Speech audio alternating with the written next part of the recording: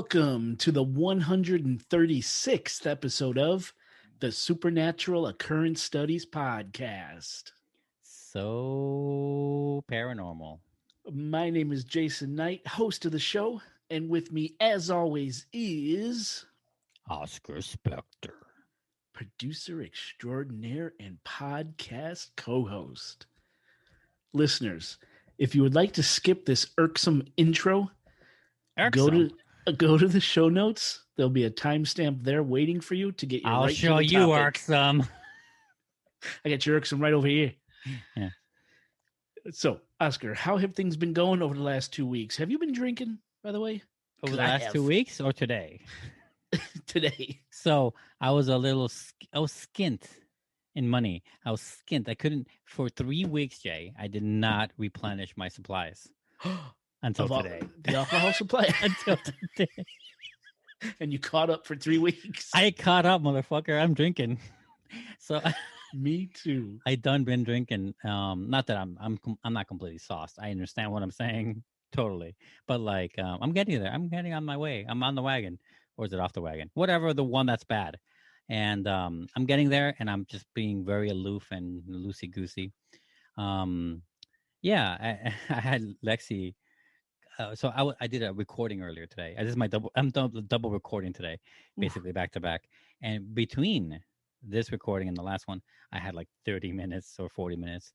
And I was like, Lexi, I'm going to go to the bank. I need to get the rent money.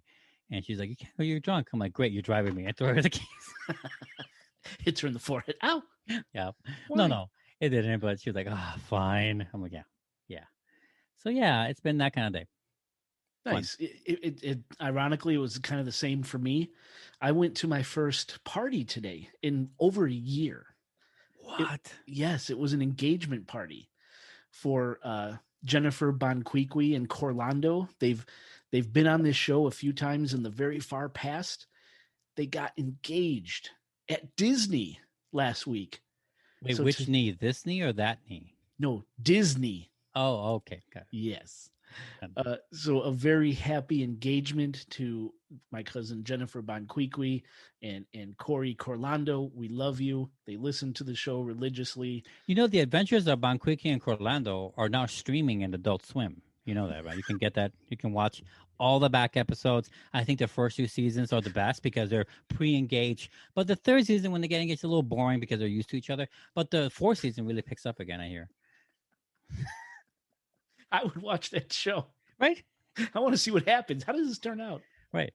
Yeah. It was a long time in the making, and I'm so happy for them. And so I did a lot of drinking at their place tonight, and I as well am feeling aloof and loosey goosey. But fuck, man, I got 18 pages to get through. Better than 81. True. Something else I want to mention: we do realize, listeners, in the last episode, we had some internet connectivity issues. Yes. We apologize for that. They were caught super late. Hard to edit that stuff out, frankly. Yeah, and then I decided not to edit a lot of them, little ones out, because it would have just interrupted the flow of it. It would have seemed like you're cutting around it. So there was no way to fix it, really. So I left most of them in. Yeah, this time, and it was on my end. This time I've reworked kind of my network. I've tweaked my network, and I think it's going to be better. So we do want to apologize for the interruptions last episode, but these are the days of COVID. We haven't been together recording, Oscar, and God, I don't even know when. Over a year, I guess, since before the last time you partied. At least, right? Yeah. But it should be better this time. So, for sure. Yeah, but other than that, now what's been up over the last 2 weeks? Okay, so not counting today, which is the National Saucing Day, I did something that the youth are doing. There's plenty of people over my age on there, but I joined them. I did that on purpose. I joined TikTok. TikTok? You're a TikToker now? No, I'm not a TikToker. I haven't posted shit. It should be noted that I have not posted anything. I joined TikTok because Lexi has been on it. Obviously, she's not addicted to it, but I would say nearly addicted to it. She watches a lot of videos, and I was like, the ones she showed me are pretty funny, and they're funny in a different way than Twitter is, than like a Facebook is, stuff like that, because it's like it's more universal, and the fact that it's video based, you could be a lot more creative on it. I'm not saying everyone is creative on it, but I really like the way people are doing it, and in general, mind you, in general. And so I joined it and just started looking at it. And you can, set your preferences. This is not a sponsor for TikTok, but like essentially is that I've been enjoying some of the history stuff they go on there. Some people like talk history on the thing, and it's been fun the way they do it. Or some people talk about personal things that I find amusing or insightful, and it's kind of fun. I kind of like some stuff in there. All right. Yeah, you sent me some funny ones.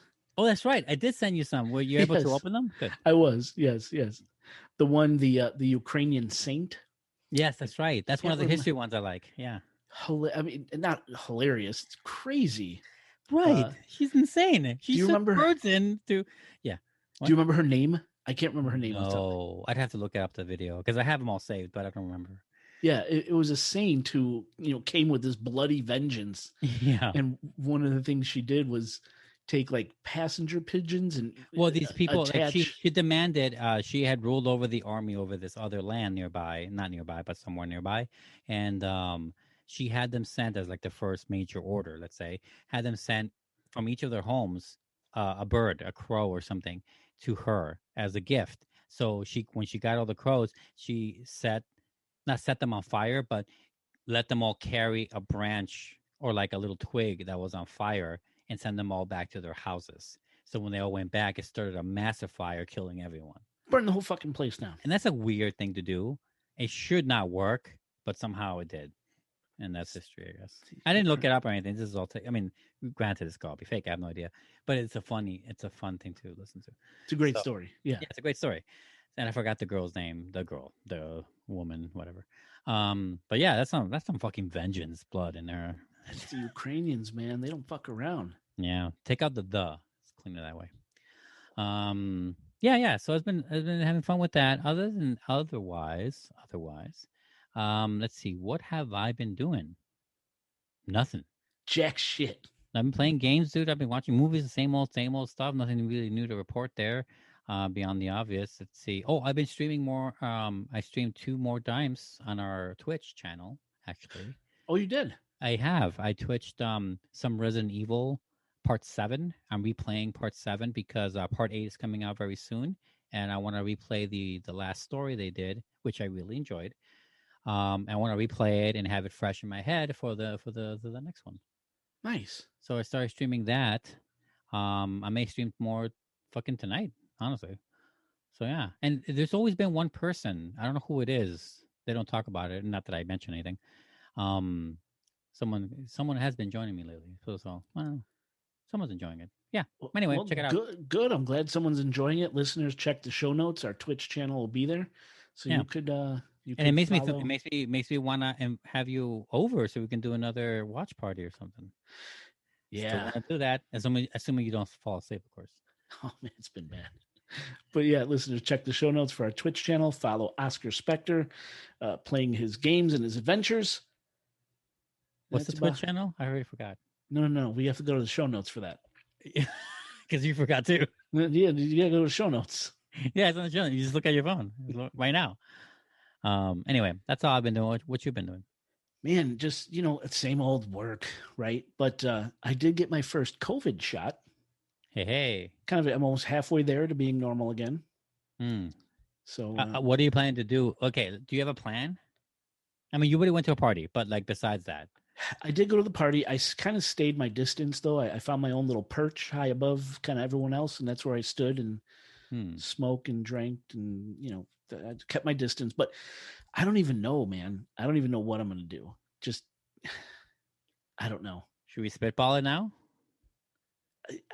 How about we have our listeners write in ideas to what you should do? Like maybe go to a supermarket naked, like get all the disease in there. They're like, immune. Look at all these diseases bounce off me, and just like something like that. Would you want to do that, or like go to a public fountain and jump in it? Probably the public fountain before going to a Piggly Wiggly nude.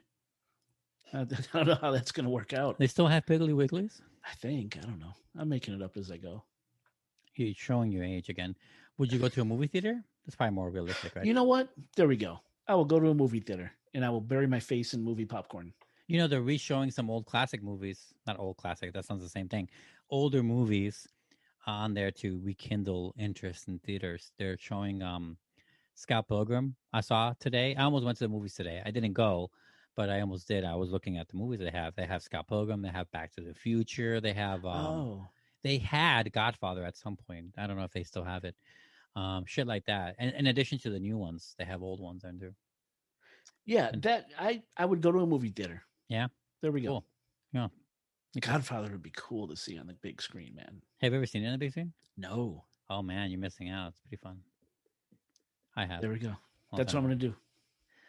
Cool. Anyway. But that's it. That's all I got. Did you feel anything when they shot you? Dude, I felt nothing. It'll be the second one then, right? Because I hear the second one's what knocks you out, right? Yeah, that's what I hear. That's what I hear. Like they like take the day off the next day and shit. Right. Yeah, it put my wife on her ass for about a day and a half. That's right. You told me that's right. Yep. Right. But I know other people who got the second shot, but nothing happened to me. So who knows? Roll the dice. Yeah. Is it true that I've been hearing that I know not to be too whatever about COVID, but like I heard that if you have a high immune system, that it'll hit you harder. Is that true?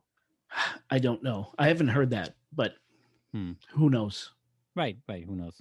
Well, it's the whole thing with vaccines, right? It's truly an experiment because it could affect each person differently. That's an experiment, is what it is. Right. Experiment. Yeah, exactly.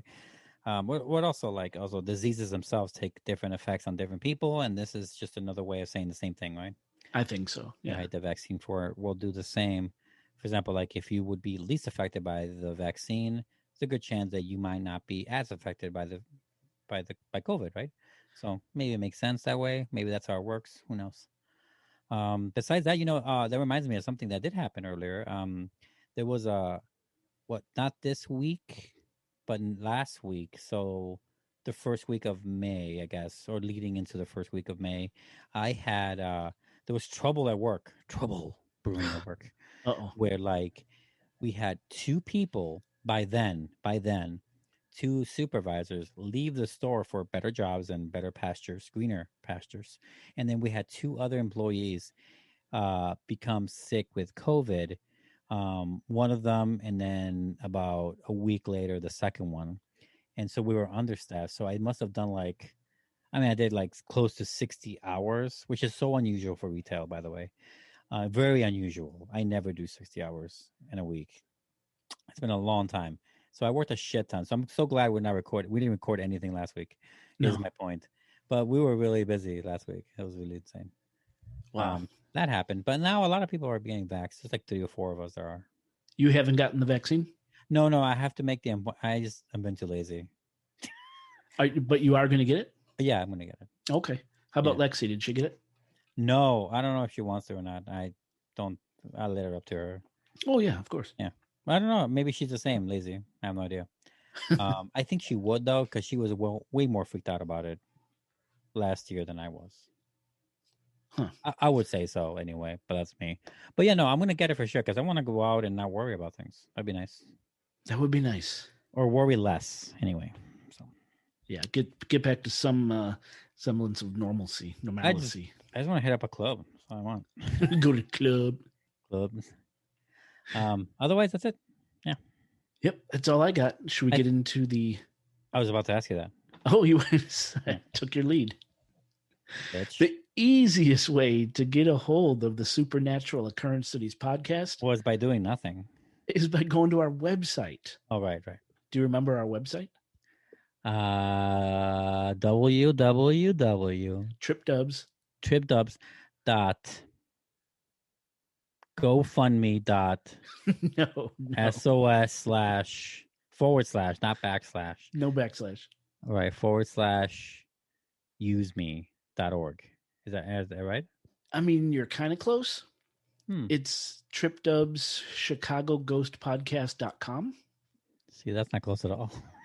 From chicagoghostpodcast.com, you can get to all of our social sites, including Facebook, YouTube, Instagram, Twitter, and of course, Patreon. I mean, right. Yeah, no, not Pentagram. Patreon. Sorry.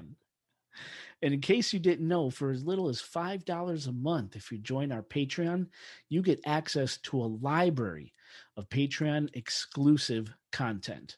These are podcast episodes that will never appear on our public podcast feed. It's our way of saying thank you to our patrons for believing in us and for supporting the show. So if you go to patreon.com/supernatural occurrence studies podcast, or go to the Patreon link in this episode show notes, go ahead and support the show that you love. Why not? I don't know. Why not? That's Why right. not indeed? Why not indeed? You could also get a hold of the podcast by calling Chicago area code 872-529-0767. Is there a pause for? I was waiting. Did you hesitate for some reason? You had me trained like a monkey. I thought you were going to jump in. I don't know why would I jump?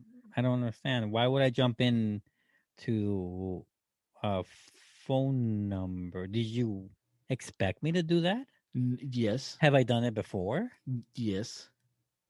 Then why do you persist on fucking announcing the number every episode? If you know I'm going to interrupt you and what do you call it? Hijack the reality of this number being a real good number. I like the abuse. There's a kink for that. 872-529-0767. Leave us a message. Send us a text. We will read them and play them on the show. Oscar, are you ready to take a break? I mean, so we can get to the show? Yes. Yeah, let's do it.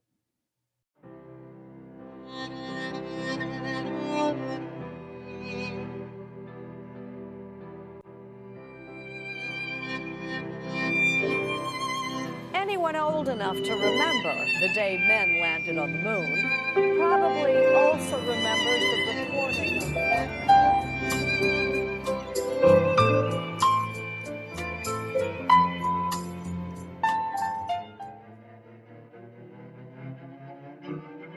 or splitting its molecules to make rocket fuel to help us travel deeper into space. NASA thinks there could be enough water on the moon to create a lunar base and support humans living there. The moon is a lot smaller than here on Earth, the gravity is a lot less, so it's actually more economical for us to launch missions from the surface of the moon than it would be from Earth. And this could be happening before the end of the century.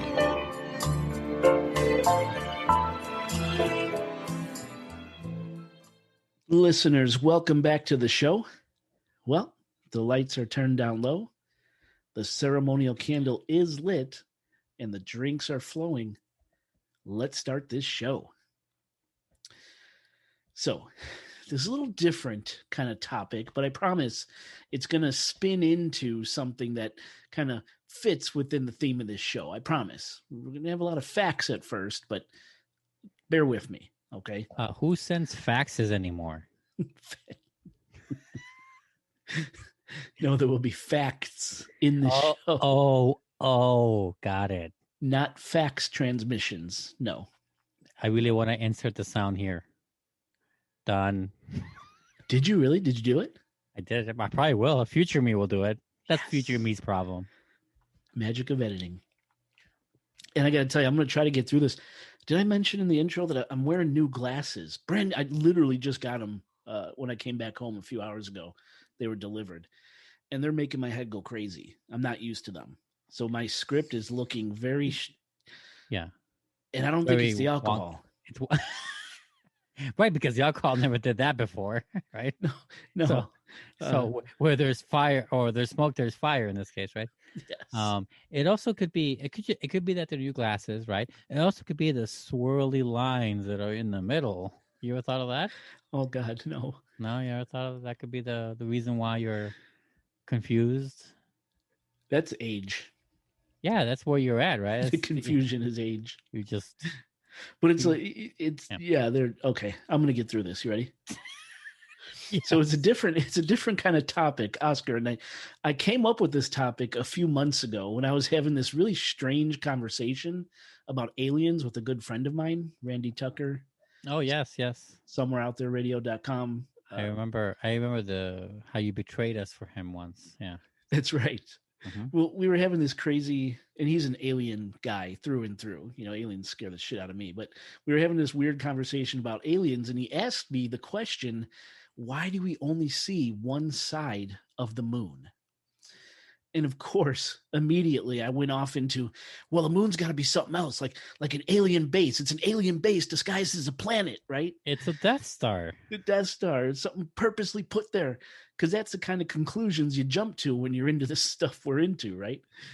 And there's really people out there that think that. They think the moon is an artificial construct, something that was placed way up there on purpose, that it's not the moon at all, but an alien craft or an alien base in disguise. Or an egg. Or an egg or a wheel of cheese. Well, they meant the egg because what was that that one scene in Game of Thrones when the handmaidens of the Khaleesi were like talking about how there used to be two moons and then one of them cracked and all the dragons came out and shit. Oh, is There's, that this was that whole, what it like was? legend? Yeah. Oh, I don't remember that. I was a huge Game of Thrones fan too. What do they say? It is so. It is so. It is so. Mm-hmm. Now, I'm not saying that I believe the moon is really an alien base, but because I didn't know the answer as to why we only see one side of the moon, why there even is a dark side of the moon, it sent me off searching for an answer. And my search sent me down a rabbit hole of really interesting facts and some pretty crazy conspiracies too. And voila, an episode, right? So that's where this came from. Now, before we continue, I just want you to know one thing we're not going to cover in this episode is the moon landing conspiracy, whether we ever went to the moon at all, right? Not going to cover it. It's too big of a topic for a single episode, but it is something I might want to cover in another episode in the future because it is interesting. Intrigue, yes. So, when it comes to planetary satellites, now, planetary satellites being objects in space that orbit or circle around another object, our moon is the 5th largest satellite in the solar system. And it sits just about 239,000 miles or 384,633 kilometers away from us here on Earth. And in case you want to know, the largest satellite or moon in our solar system is called Ganymede, which is one of Jupiter's moons. Then comes Titan, which orbits Saturn. Then Callisto, which also orbits Jupiter. And Jupiter has 79 moons, actually. In 4th place, there's a moon called Lo, L-O, again, which orbits Jupiter. And then comes our moon in 5th place. The more you know. Yeah. Ding. Ding, right. Yeah, I forgot the name of the tune, but yeah. Bring. Is that how it goes? Yeah, and then you got to kind of spread your hands out like a rainbow. I thought there was some sparkly motion sound. I don't remember. Could you insert that here? I'm just kidding. Done. Kidding. Now, I'd like to start off by giving you some comparisons. Facts, right? We're going to have a lot of facts here. The moon to our Earth. But again, be warned, I'm about to throw a lot of numbers at you, okay? Now, if I'm not mistaken, now you're about to tell me the truth, Jay, but if I'm not mistaken, the moon is spherical, not flat like a pancake, right? It is not flat. Good. Nailed it. Good job. But it's not spherical either, which is... I meant like 3D, I don't know, words. Yeah, not flat. Now, to give you an idea about how our moon compares to Earth, the moon's diameter is 2,159 miles, or 3,474 kilometers, whereas Earth's diameter is just about 7,918 miles, or 12,742 kilometers, which makes the moon diameter about a quarter that of the Earth. Or you could say the moon is about 27% the size of Earth, okay? To put it another way, if the Earth was hollow, and the hollow Earth theory is a whole nother episode, but Right. if the Earth was in fact hollow, about 50 of our moons would fit inside our Earth. It's crazy, right? It is nuts. Now, the moon's surface area is 14,633,272 square miles, or 37.9 million square kilometers, while the surface area of Earth is 196,219,101 million square miles, or 510 million square kilometers. So the area of the moon compared to Earth is only about 7.4%. Okay. Now, how about volume? The volume of the moon is about 52.5 billion cubic miles, or 21.9 billion cubic kilometers. And that sounds like a lot, but the volume of Earth is more like 24 trillion cubic miles. Well, it makes sense, yeah. Or 1 trillion cubic kilometers. So to make it easy, the volume of the moon is only about 2% compared to the volume of the Earth. Okay? Yep. Now, as far as mass, the moon's mass is 1.6 times 10 to the 22nd power pounds. Wow. Or 7.35 times 10 to the 22nd power kilograms. Whereas Earth's mass is 1.2 times 10 to the 25th power pounds, or about 5.6 times 10 to the 24th kilograms. Now, I know these are just staggering numbers and they probably don't mean much to you. Just know that the mass of the moon is only about 1.2% of the mass of the Earth. Yep. And you would need 81 objects with the mass of the moon to match the mass of the Earth. And since we mentioned mass, let's take a look at the difference in gravity, as mass directly affects gravity.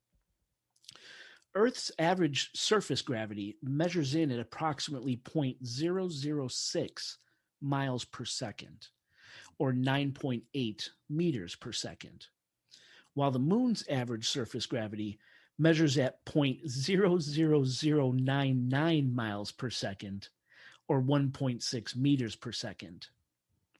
The difference, of course, is because the moon's mass is so much less than that of the Earth, which is why when we see video of people walking on the moon, they're bouncing all over the place. Gravity's weaker up there on the moon because the moon is less dense than Earth is down here. There's less gravity pulling objects down on the moon due to the moon's lower mass when compared to Earth. Does it make sense?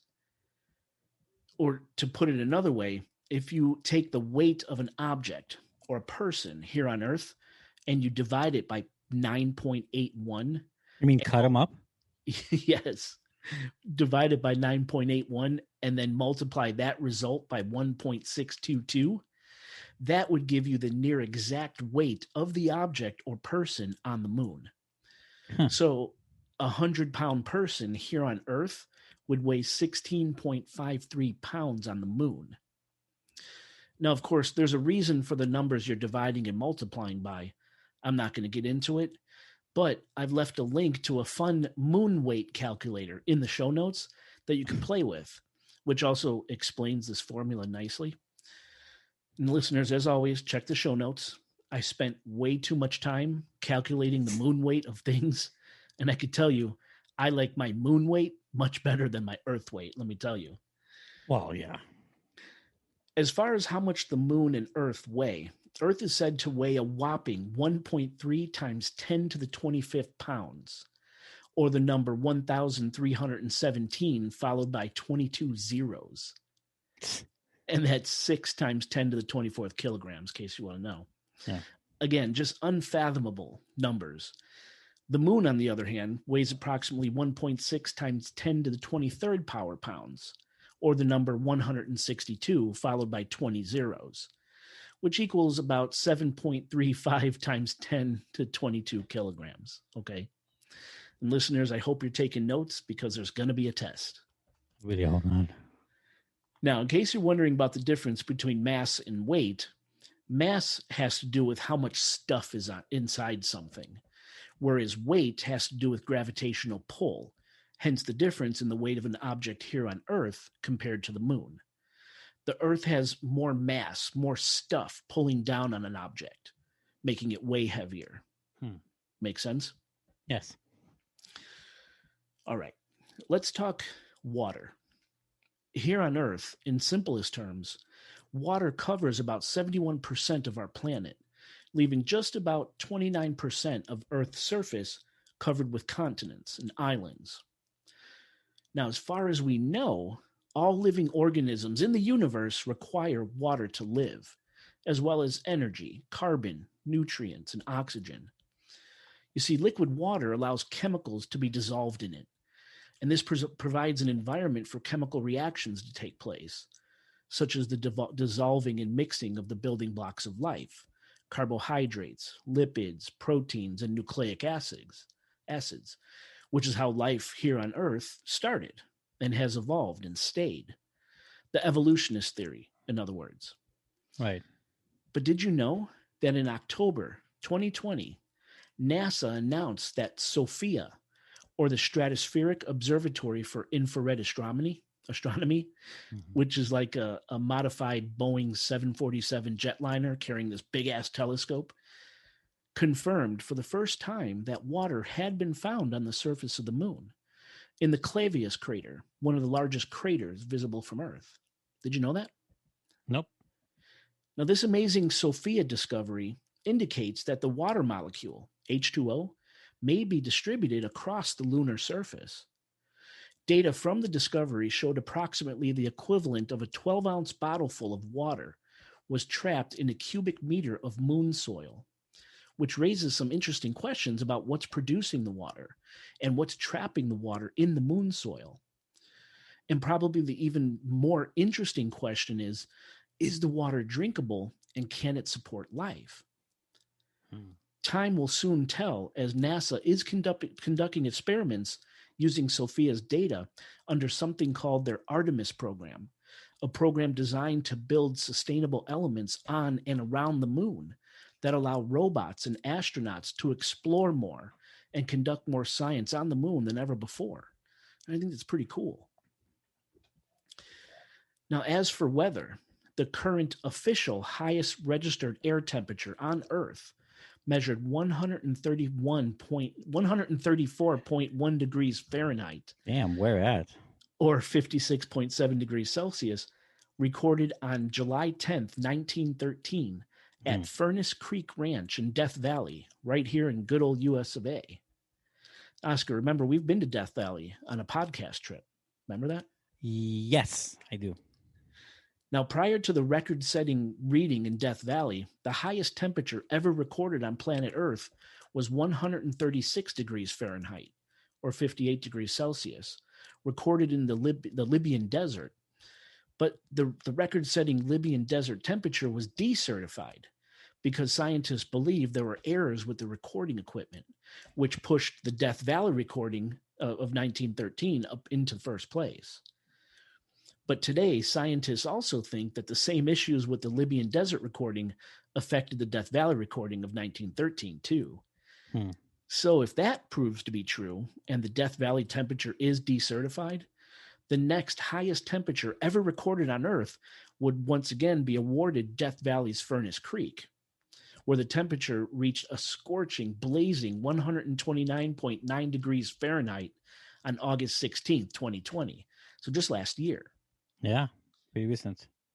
Now, the coldest temperature ever measured on Earth was negative 126 degrees Fahrenheit, or minus 88 degrees Celsius, at, get this, the Vostok Station in Antarctica on July 12th, 1983. Oh, you're kidding me. Well, that makes sense, I guess. Now, remember we did an episode about Lake Vostok, remember? Oh, yeah, we did. Yeah, I remember well.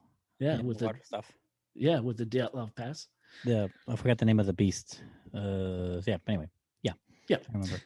Listeners, go back. Yes. Go back to the archives. Now, as far as the moon goes, on a regular basis, when sunlight hits the moon's surface, the temperature can reach an unbelievable 260 degrees Fahrenheit, or 127 degrees Celsius. And when the sun goes down, when the sun goes down, when the sun goes down, temperatures on the moon could drop to a staggering minus 280 degrees Fahrenheit. Wow. or minus 170 There degrees. is no gradual version of doing that without feeling it right away, right? I mean, Yeah, it's so it many happens degrees. quick. If I, that's my point. Yeah. Yeah. So negative 280 degrees when the sun goes down, or minus 173 degrees Celsius. But the hottest temperature ever recorded on the moon rang in at 243 degrees Fahrenheit, or 117 degrees Celsius.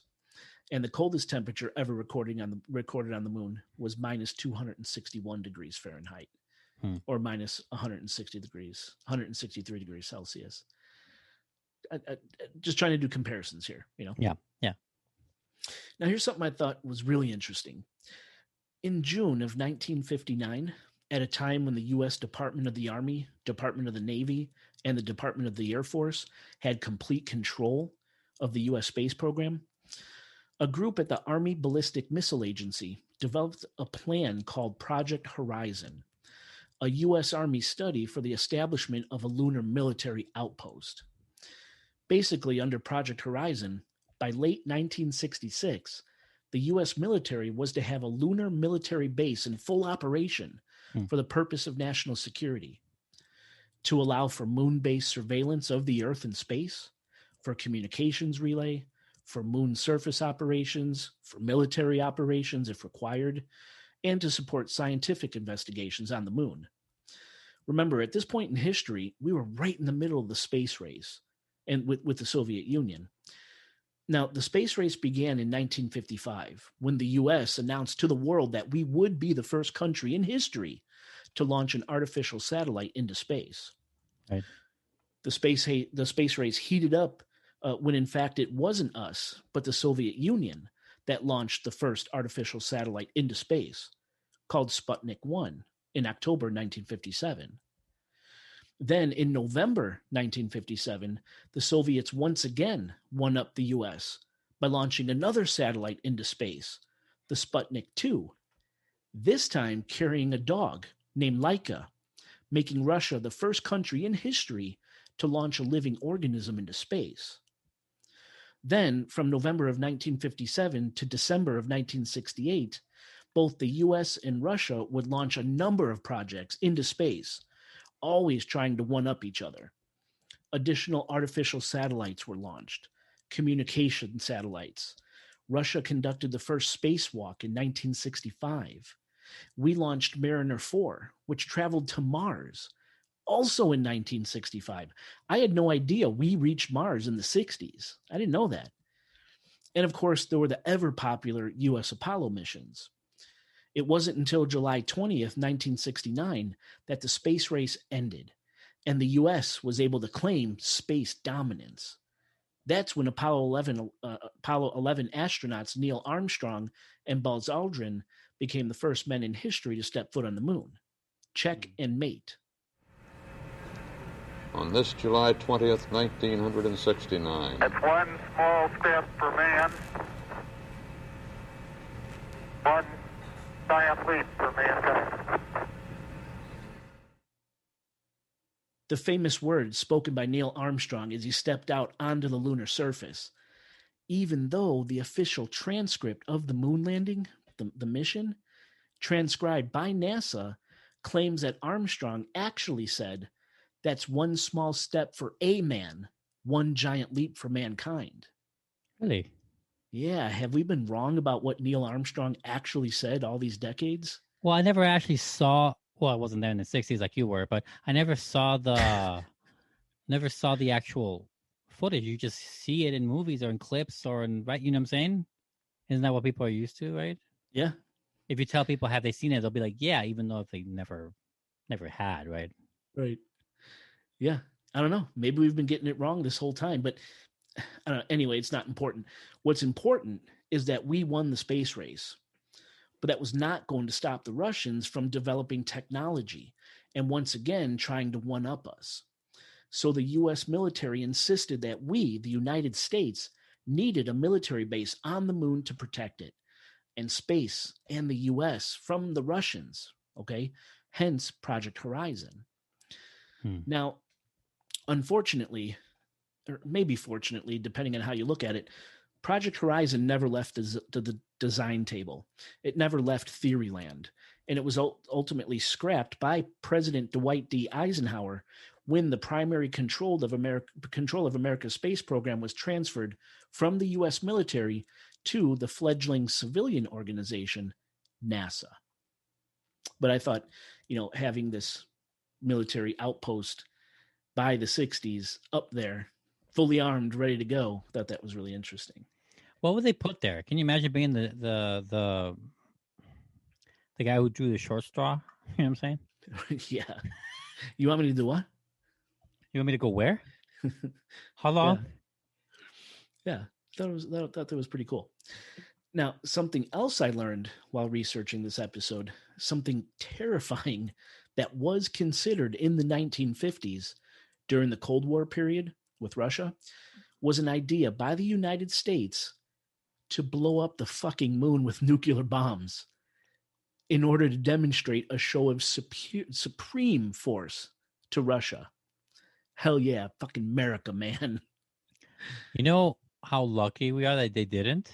Right, and this was an honest-to-God consideration, a detailed thought experiment that went by the code name Project A119. And the project's existence wasn't revealed to have been a real thing until the year 2000. A young Carl Sagan, the famed planetary scientist, author, astrophysicist, and astrobiologist, among other things, was part of this project. He was hired by NASA to try and determine what the effects of such an action like blowing up the moon would be. It's just crazy, man. Now, have you ever read? Have you ever heard of a book called Seven Eves? Seven Eves, like Eve, like Adam and Eve. 7 Eves. No, I haven't. It's a sci-fi book that literally does that. Like it's not humans who do it. It's like it's in the future where like some alien object from space comes and hits the moon, and it cracks it.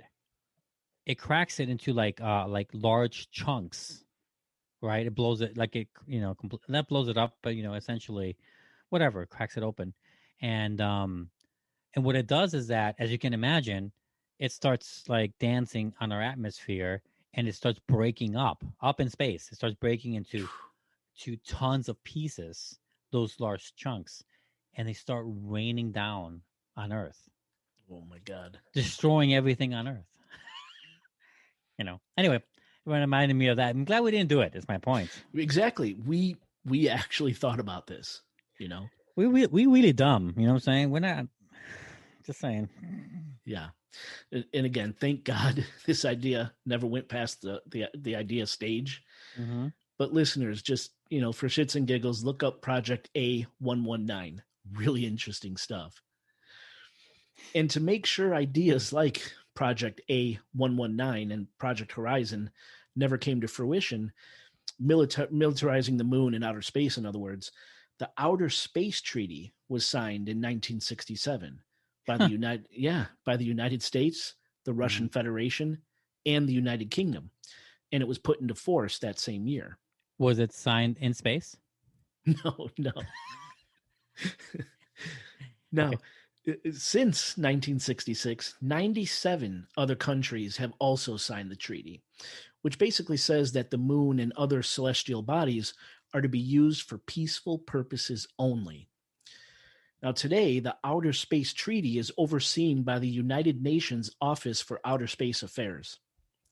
And if that doesn't sound like something from a Hollywood movie, I don't know what does, but it is a real thing. Wow. And I want to know if they're hiring. I just want that business card with my name on it, Yeah. Now, some of the laws written into the treaty are as follows.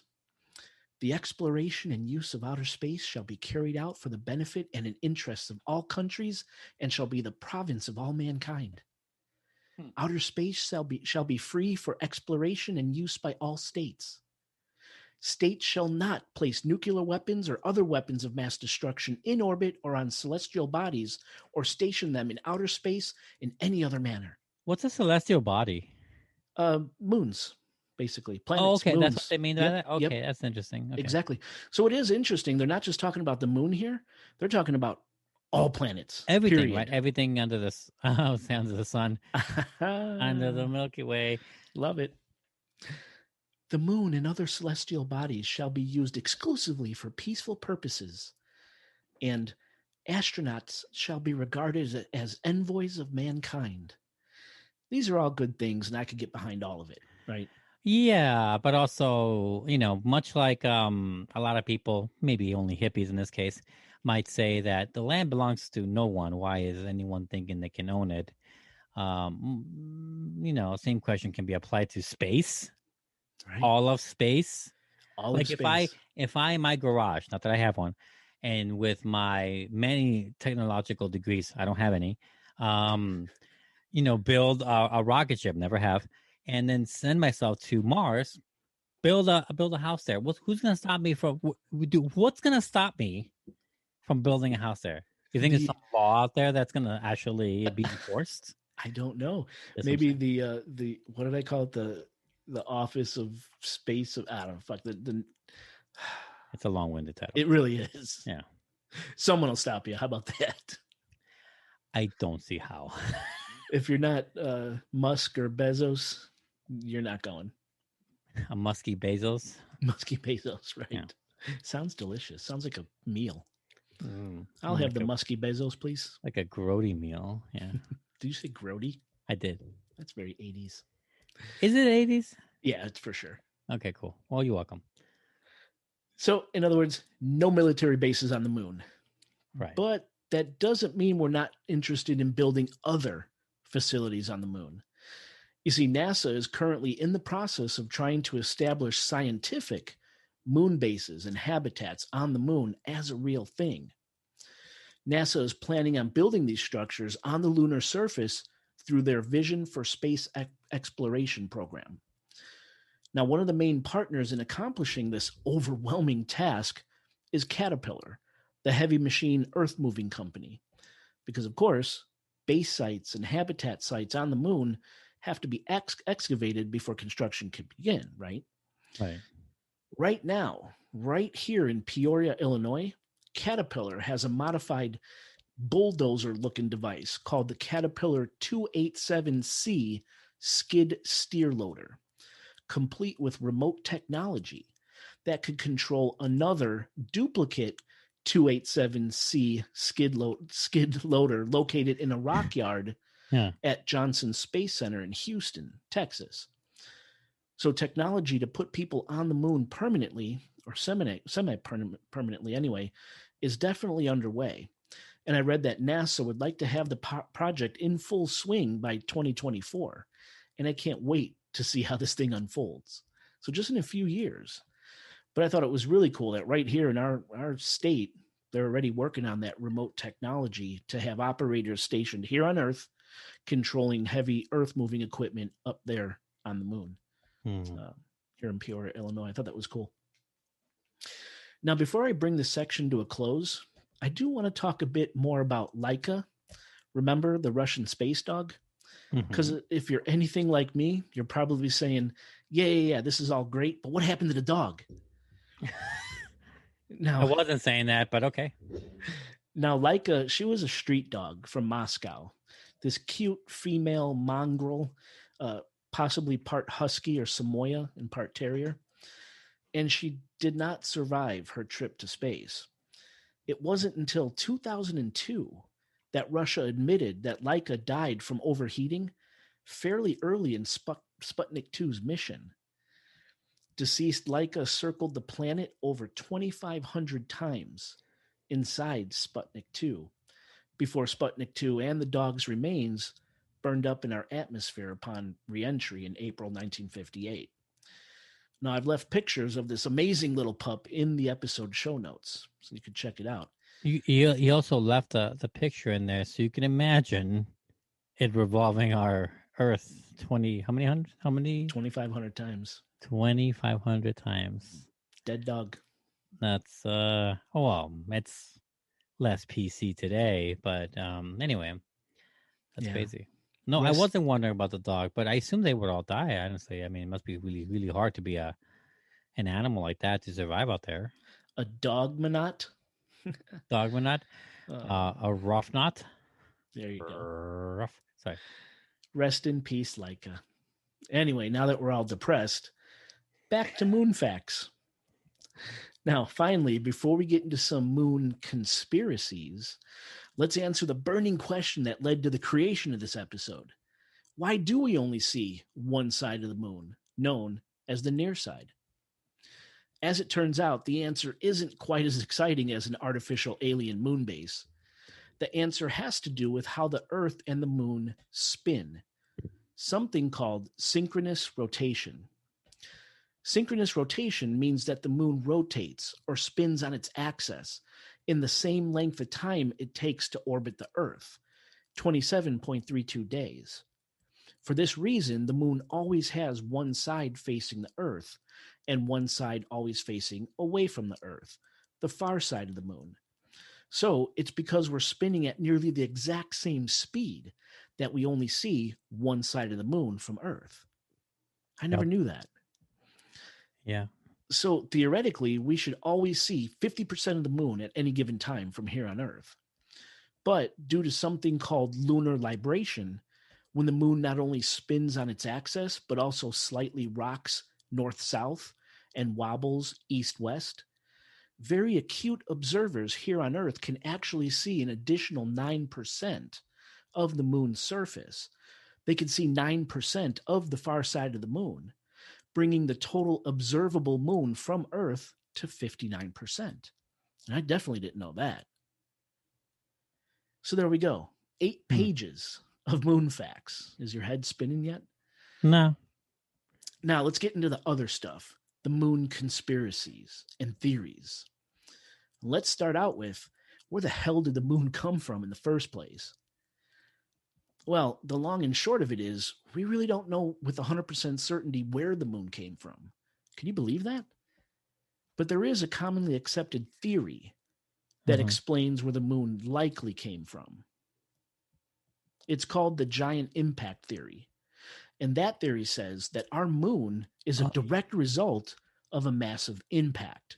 I mean, an impact so massive it's beyond understanding, which took place some 4.5 billion years ago when a Saturn-sized protoplanet called Theia crashed into Earth.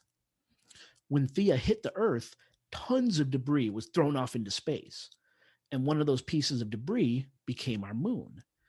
So in this theory, the moon is the Earth. And we talked about this in our March Patreon episode. Some scientists argue that there is evidence of this unimaginable impact right here on Earth, which lends credence to the protoplanet impact theory of our moon's creation. Although the evidence is up for debate, it's thought that the remains of protoplanet Theia can be found underneath West Africa and underneath the Pacific Ocean, embedded in the Earth's mantle. What's known as the blobs, or large low shear velocity provinces, are definitely the single largest objects anywhere in Earth's mantle. And scientists have known about these blobs for decades. They just couldn't figure out what they were or where they came from. Right. Could be the blobs are crystallized objects formed out of Earth's primordial magma ocean while Earth was still forming into a planet. Or the blobs could be the actual remnants of the alien protoplanet, Theia, the object that ultimately created our moon. Now, as I said, it is up for debate, but either way, these blobs are there, and they're massive, absolutely gigantic. We're talking thousands of miles tall and just as wide. And when combined, they contain 6 times more mass than our moon. They're literally continent-sized objects embedded into the Earth's mantle, and we're not exactly sure how the hell they got there. And going on the giant impact theory, did you know that at one time the Earth could have had 2 moons? The same impact that jettisoned a piece of Earth, or I guess it could have been a piece of Theia too, really, which resulted in our moon, also jettisoned a second, smaller object, which acted as Earth's second moon for a time being somewhere in the neighborhood of tens of millions of years. Eventually, this second moon's orbit is theorized to have destabilized, and it ultimately crashed into our current moon.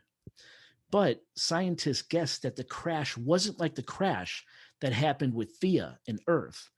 This crash would have been slow, like between 4,500 to 6,700 miles per hour, causing not a catastrophic blow to our moon, but instead causing the second moon to disintegrate and splatter across our moon, which is why areas on the far side of our moon are completely different geographically than areas on the near side of our moon. Really? Yes, yes. Most notably, almost the almost 1.2 mile elevation difference between the far side and the near side, and the mountainous areas found on the far side of the moon versus the mostly low and flat areas found on the near side of the moon. The far side of the moon is what caught that second moon's impact and resulting debris, that splatter, hence the elevation difference and the mountains. It's all debris from a second moon that existed eons ago. Or so the theory says, right? Right. Now let's get a little more grim. What about dead bodies on the moon? Do you think any exist up there? I don't know. I mean, you're totally setting me up for a possible yes, but until you asked that question, my answer would have been no. There are no dead bodies. Okay. You tell me. You tell me. Well, wait. Are we gonna find out that slaves like made the moon and their bodies are there? There's gonna be some horrible thing. No. Okay, good. Maybe. Possibly. Let's find out. According to an article titled "Dead Man on the Moon: Hunt for a Lunatic Killer Begins." Get it? Lunatic? Oh, yeah. Which appeared in the June 26, 2006 edition of the Weekly World News. That's exactly what quote-unquote space scientists discovered on the desolate moon surface. A human male. A human male, approximately in his 20s, deceased. No explanation was given about how the deceased male got up there or who he was, just that he was there, sprawled out dead on the moon's dusty surface, able to be seen by anyone with a powerful enough telescope. Pretty interesting stuff. But in case you didn't know, the Weekly World News is a popular supermarket checkout tabloid, kind of like The Onion, but bent towards the supernatural and conspiracy theory, which over the years has published articles like Garden of Eden Found, Termites Eat the Eiffel Tower, Elvis is Alive, and I could get behind that one, Bat Boy, and stories about aliens endorsing various presidents. It's all bullshit, made up, fun but fake, right? Right. But as it turns out, there actually is a dead person on the moon. Sort of. The man's name is Eugene Shoemaker, a geologist with astronomical leanings, and he is the only person to have his remains sent to and be confirmed to have landed on the moon. Shoemaker is probably most famous for discovering the comet Shoemaker-Levy 9, along with his wife, Carolyn, and a fellow researcher named Levy, which impacted Jupiter in 1994. Now, the thing that was so special with this comet discovery is that for the first time in human history, man was able to witness firsthand a planetary collision. And this collision, world news at the time, even prompting a town in Wyoming to set up an intergalactic landing strip to welcome any potential refugees from Jupiter. Big news. Shoemaker also founded the astrology research program with the U.S. Geological Survey in the 1960s, and he even trained a number of Apollo astronauts about what they could expect to find on the surface of the moon in terms of terrain.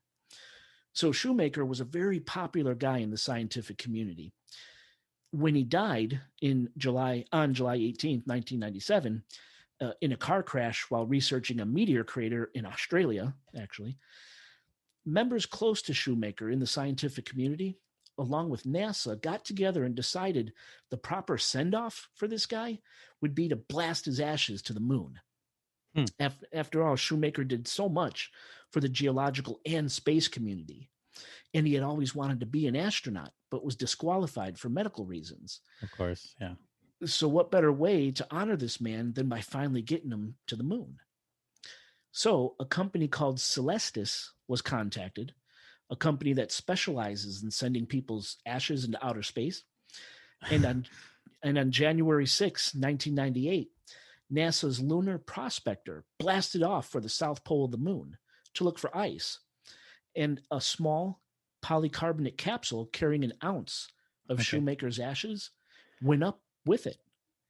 And on July 31st, 1999, when the Lunar Prospector finished its mission, the Prospector carrying Shoemaker's ashes was deliberately made to crash into the lunar surface, making Shoemaker the only person to ever be buried off-world. How cool is that? That is really cool. Now, just a quick mention about this company, Celestis. This is the same company responsible for launching Timothy Leary's remains into space, the LSD King. And they launched Gene Roddenberry's remains into space, the guy responsible for Star Trek franchise.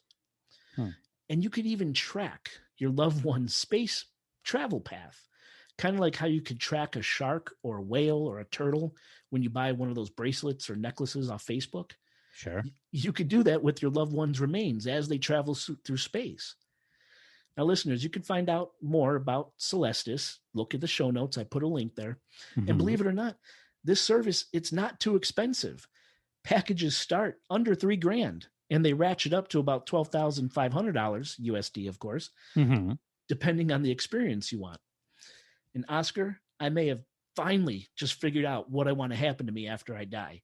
What? Well, blast me off into space, because I could just see it now. My kids are sitting down having breakfast before school. My son Nico busts out his phone and he's like, "Hey, let's see where Dad is today." And they pull up the app. "Oh, look, Dad's somewhere in the third ring of Saturn." Yeah. Neat. Is the school bus almost here? I don't know, or something like that. Yeah. It'll take like 5 to 7 business weeks for the transmission of their text to get to you. Right. Right. Because it takes so long. But yeah, blast my ass off into space. You heard it here first. Yeah. Well, for peace and quiet, guys, not for any discovery reasons. Fuck that noise. Just go to sleep. Exactly. Now let's take a trip to the far side of the moon. But really quick, notice throughout the episode, I keep calling it the far side of the moon and not the dark side. Calling it the dark side is incorrect, even though most of us call it that. Thanks, Pink Floyd. Well, it's also a cool name to call it. It's a fucking cool. Like, come on, name. It's a cool ass name. Like it, despite the songs and the band or whatever, like it doesn't matter. Like it just sounds like the Dark Knight, like Batman. It just sounds badass to say. It does sound badass. You know what I'm saying?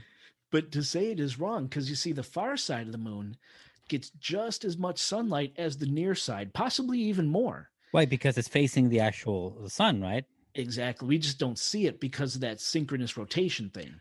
Right. Which is why it's proper to refer to that side. I was going to ask you about that. Yes. I was going to ask you, well, first of all, is it actually dark? I imagine that if it moves along like this, like you said, what do you call it? Synchronous rotation. Yeah. Then does it hit the sun more, or the fact that it hits the sun part of the day, right? Because it's also not like 24/7. It's hitting the sun, right? It's like not 24/7. Right. It's like a day, right? Like in a day, it'll hit it. Does that mean that? Does it still have darker? My point is that does it have a suntan on that half of the moon and not the other half? You know what I'm saying? Like discoloration or like a line, so to speak, on the half of the moon, the far side of the half of the moon that we can't see because the sun's hitting it too hard, or rays are hitting it in such a way. I don't know. You know what I'm saying? Does it have a discoloration? I wonder. I don't know. That'd be cool to find out, though. Okay. Hey, maybe it doesn't. Maybe no one's ever thought of it because it doesn't have a difference. Yeah, I don't know. That's a good question. Can you get sunburn on a planet? I don't know.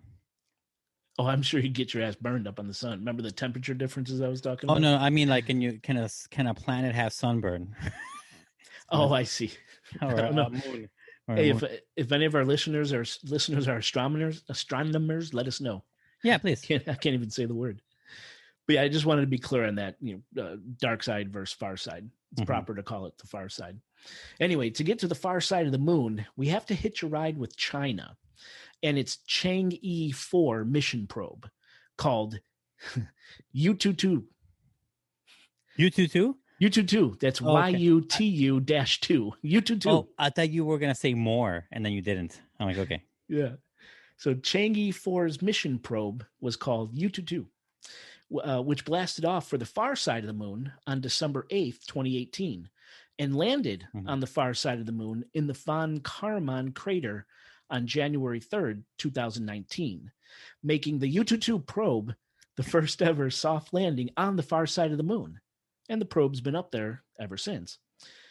Now, on July 28th, 2019, as the U22 probe was going through its normal protocols, investigating the far side of the moon, the probe's high-power camera spotted this gel-like substance on the lunar surface that had a very strange color and luster resting inside a small crater.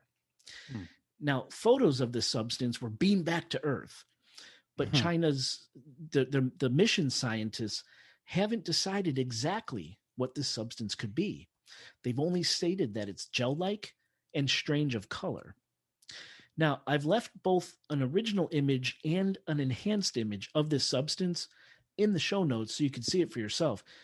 It could be the gel-like substance isn't gel-like at all, but instead something called impact glass, what results when a meteor hits the ground fast, hard, and hot. Think of the mineral trinitite here on Earth. Remember, we talked about trinitite in our extraterrestrial extravaganza podcast episodes.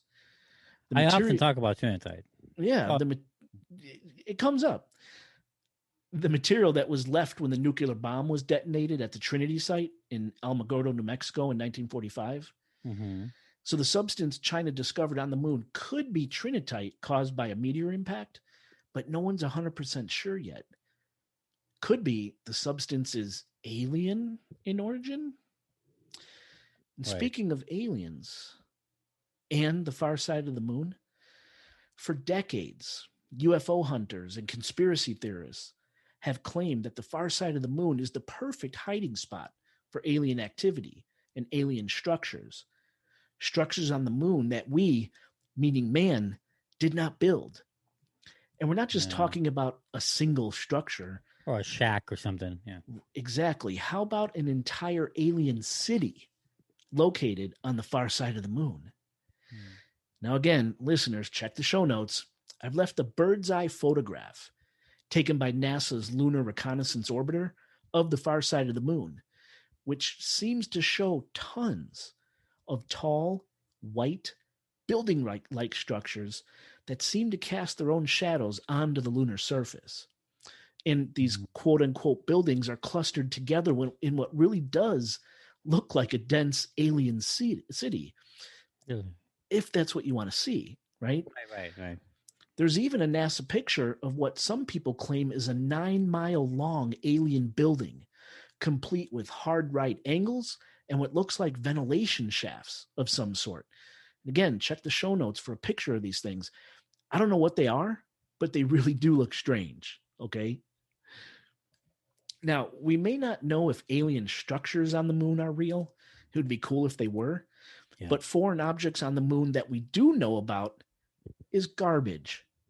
Lots and lots of garbage. I remember you told me this earlier, before recording.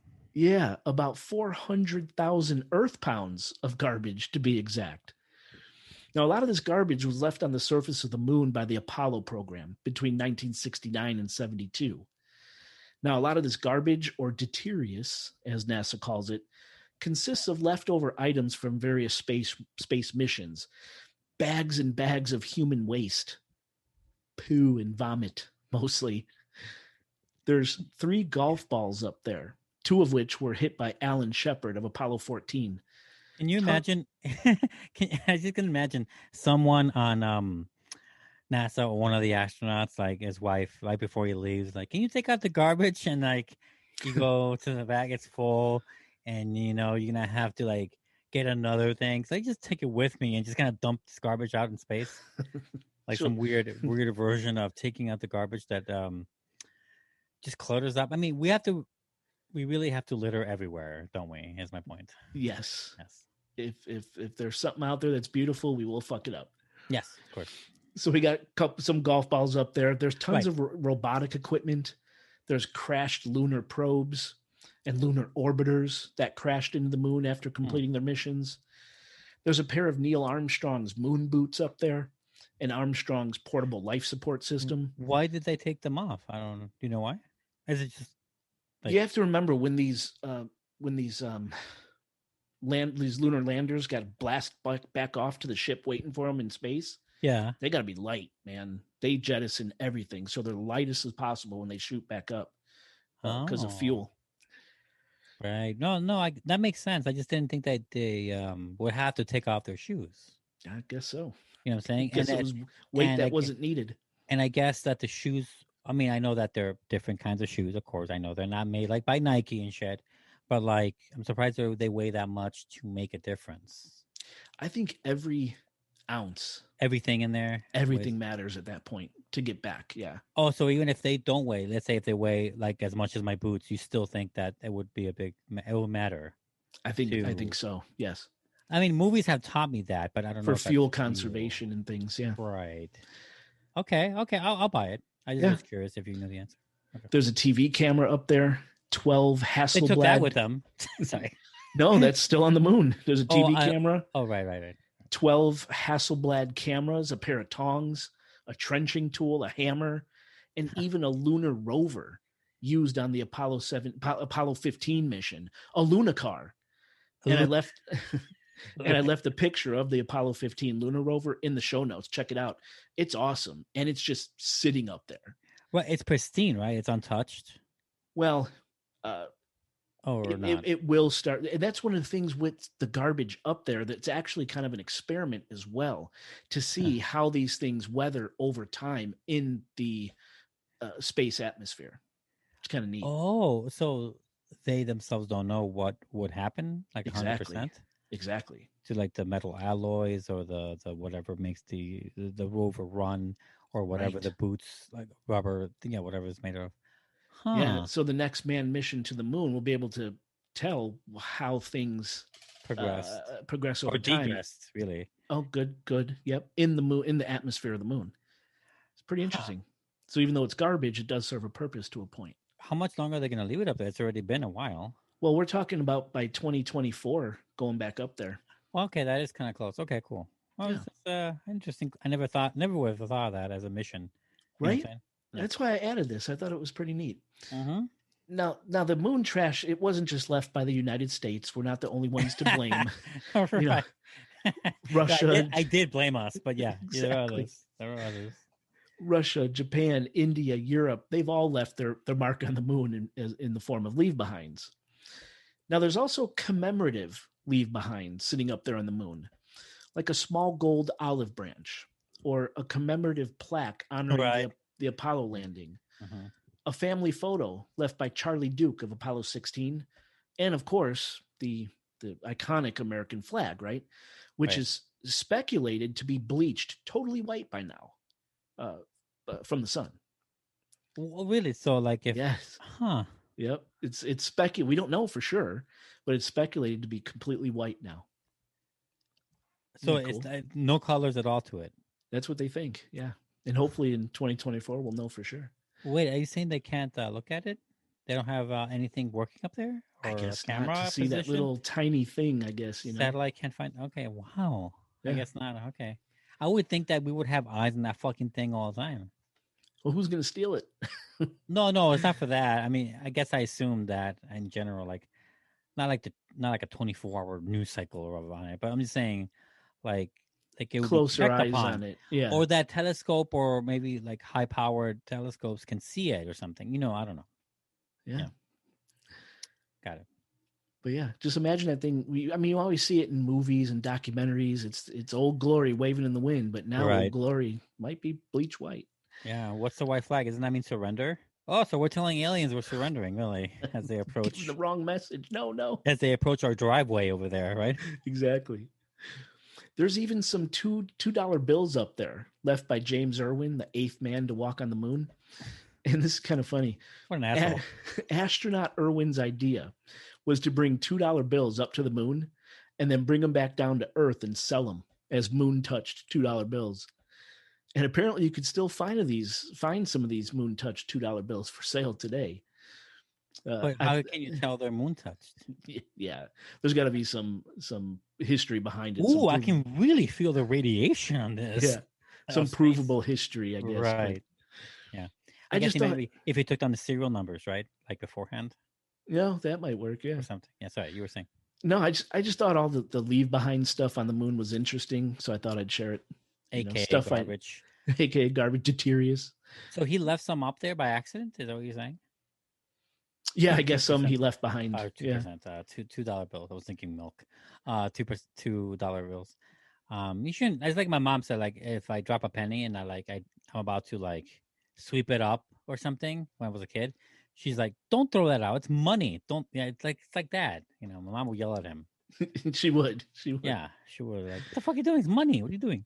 Poor K Gringo. Pick it up. Yeah. Now here's something pretty cool. Did you know that when Apollo 10, the astronauts in Apollo 10, Thomas Stanford, John Young, and Eugene Cernan, when they were on their dress rehearsal mission circling the moon to make way for Apollo 11 landing, while they were flying Apollo 10 around the far side of the moon, they heard alien music. And this strange music was heard after they lost all communication with Earth, as that's what happens about an hour into a flight around the far side of the moon. You hit a dead spot where communication with Earth is completely severed. Yeah, it's like that one spot on the freeway in Texas where like there's no radio suddenly for a while. You drive like 20, 30 minutes. I'm okay. Dead spot, right? Yes, yeah, exactly. Now, I've got a clip I'd like to play so you can hear this music and the astronauts talking about it. Oh, you got it. Nice. Okay. Yes. Now, so you know, this information was not released to the public until 2008. Wow. And Apollo 10 was in 1969. Yeah. That's how long what we're about to play was buried. Now, in this clip, you'll hear Apollo 10 astronauts describe the strange sound as, quote, outer spacey and, quote, outer space type music. Outer space. Yeah. Okay. And towards the end of the clip, you'll hear a man talking about if he heard that music, he'd be freaked the fuck out. Now, the man who says this is Apollo 15 command module pilot Al Warden. This is an astronaut saying this. Yeah. Oscar, can we play the clip, please? Let's do it. The tapes contain recordings of strange otherworldly music coming through the Apollo module's radio. The conversations that follow the sounds makes it clear they are unlike anything the astronauts have ever heard. That music even sounds outer spacey, doesn't it? Do you hear that whistling sound? In their headsets, it sounded like a woo-woo kind of a noise. Sounds like, outer space-type music. If I were to hear something back there, the first thing probably would freak me out. Boy, that sure is weird music. Over the course of an hour, they mention it multiple times. This is not just some anomaly. This is something that they're all really hearing, and it's really weird. Pretty freaky sounding, right? And so you know, that clip came from a Science Channel series called NASA's Unexplained Files. So you know where it came from. Cool. Now, what NASA claimed the sound is noise caused by interference between the radios on Apollo 10 lunar module and the command module. So in other words, the vehicle that was going to land on the moon and the vehicle that the astronauts were actually in, right? Caused by both vehicles' radio being on and in close proximity to each other. Like a strange feedback thing? Exactly. Got it. Now, I don't know. What do you think? Is this explanation just a cover-up by NASA to hide alien activity on the far side of the moon? Or do you take NASA's word for it and the music is nothing more than radio interference?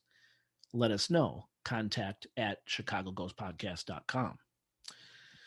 And speaking of radio interference, this is so fun. There's this persistent rumor out there which says that 2 minutes of conversation was purposely cut off from the public, from the world, during the Apollo 11 moon landing back in 1969.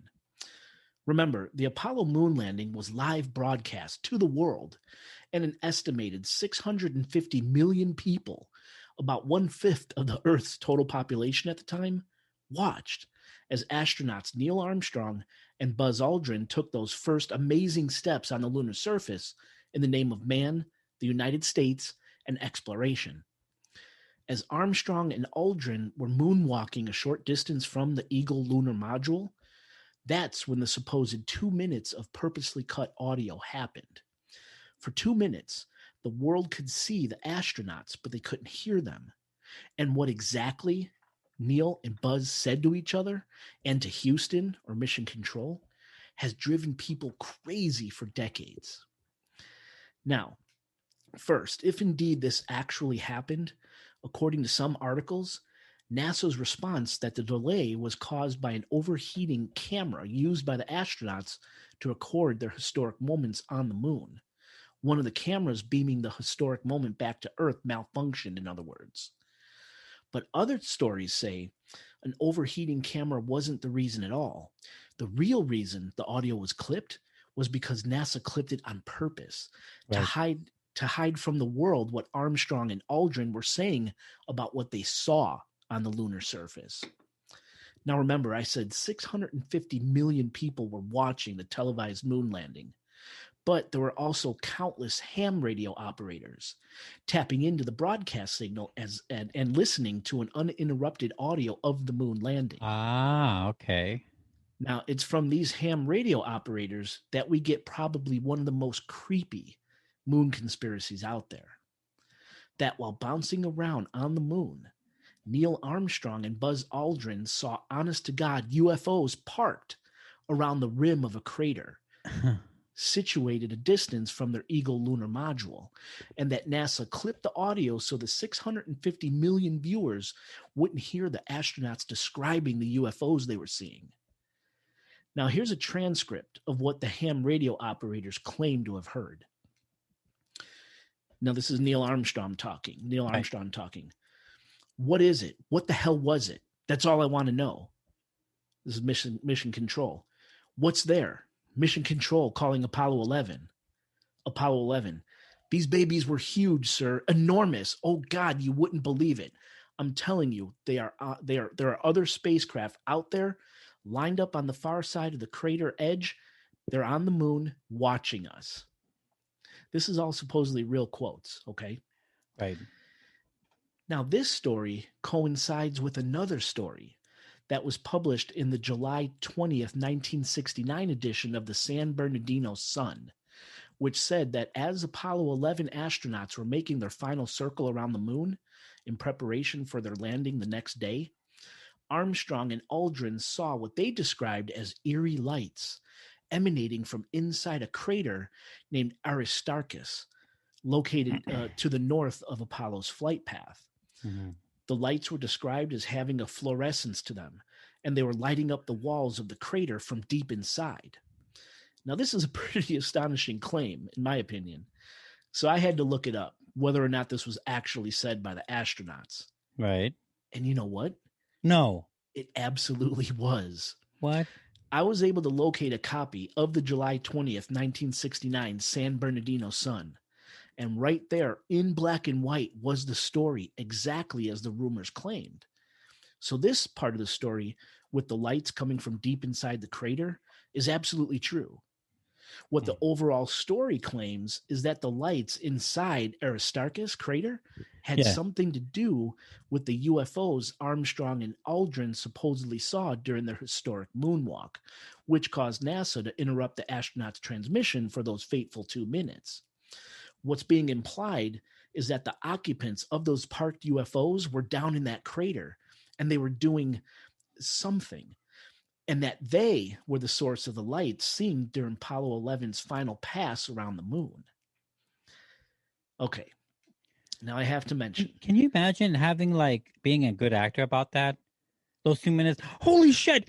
Fucking lights galore. All right, guys, you have to calm down. We're gonna come back in 2 minutes. But I don't know if I can. So we're looking around, bouncing. A lot of rocks. Sorry, you were saying. Yeah, no, it's crazy. But I got to mention the overall story, which includes the astronauts seeing the eerie lights in the crater and seeing the UFOs parked on the rim of the crater, was confirmed to be true by two members of NASA, a man named Otto Binder, a member of the NASA space team during the time of Apollo 11, and a man named Maurice Chatelain, former chief of NASA Communication Systems. These two men claim that the story is not only true, but that it was common knowledge within NASA, but that no one talked about it. In fact, Maurice Chatelain claimed that NASA interrupted the Apollo 11 transmission a number of times during that fateful moonwalk in order to hide information from the public. Again, just amazing claims, right? So you know me. I had to look these two guys up. Of course. As far as Otto Binder, it's literally impossible to tell if he actually worked for NASA or not. Binder was a science fiction author and a huge Marvel Comics guy, actually. Really? Credited with co-creating Supergirl and for writing numerous scripts for Captain Marvel adventures and many other stories, including the Marvel superhero family. He was also a writer for DC Comics, and he contributed a lot to the Superman group of titles. And as far as a sci-fi writer, it's said that Otto Binder invented the robot that inspired Isaac Asimov to write I, Robot. He was a huge believer in extraterrestrial life, and he believed that aliens were actually crossbred with humans. They were human-alien hybrids. Ooh, like an X-Files. Yeah. Yeah, with the baseball guy. Now, again, where it gets murky is when I tried to associate Binder with NASA. Like, would he be privy to inside information, history-changing information, like the Apollo 11 astronauts seeing UFOs on the moon?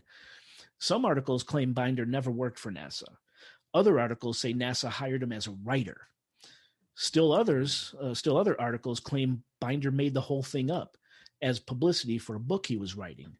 And there's no mention of Binder having working for NASA on his wiki page. So to say that Binder's word of having firsthand knowledge of UFOs on the moon encountered during the Apollo 11 mission is suspect at best. Right. Well, and also, like, further on from that, just real quick, if you believe ardently, that it's all faked, this could be an added shade of, fake conspiracy on top of something to make it look real. You know what I'm saying? Like having this productions, of this science fiction writer come in there to be, to connect these dots about UFOs on the moon while Buzz Aldrin and the other dude were there. If it's faked originally, this adds a layer of like fake believability, like conspiracy. I see. You know what I'm saying? Like it could be a lie on top of a lie to make the original lie look real and non-suspect. Definitely. I'm putting it there in case people out there do believe that, and you want a little justification in your corner. Not that I believe it didn't happen. I believe we did go up there, but just so you know. I do too. Okay. No, I think we went up there. I think that's really us. I really think those 2 minutes are now weird. I didn't think much of it until now. Well, I'll get into that too. Yeah. Those 2 minutes. Yeah. Okay. But what about that other guy that claimed to know about UFOs parked on the moon, Maurice Chatelain?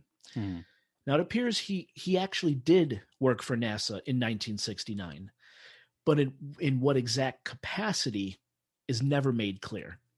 Some articles say he was a subcontractor. In others, he was an engineer. And in still other articles, he was the chief of communication systems. If he was in fact chief of communication systems, he certainly would have knowledge about whatever was happening on the moon during Apollo 11 transmission, but it just can't be verified. Chatelain was a prolific author, writing about aliens and space gods.